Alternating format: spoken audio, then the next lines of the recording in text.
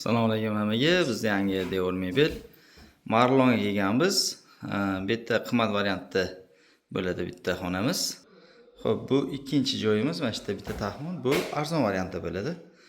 Sekin ko'rsatib boraveramiz. Sumimiz tayyor bo'ldi. Qimmat variantda bo'lyapti. Ikkita chekka polkali o'rta garderob.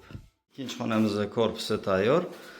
Arzon variantda bo'lyapti. Orqasi o'sha devor holatda qolgan bu xonamiz. Yo'limiz tayyor bo'ldi.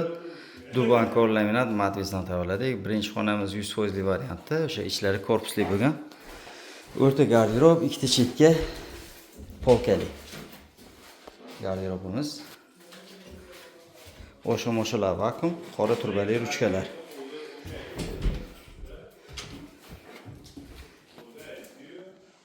Ikkita chekkasi ham bir xilda polkali. Bu birinchi xonamiz. İkinci xonamizda o'sha bitta joyimiz bet polkali bo'ldi, arzon variantda. Ichlari o'sha devor holatida qolgan buni.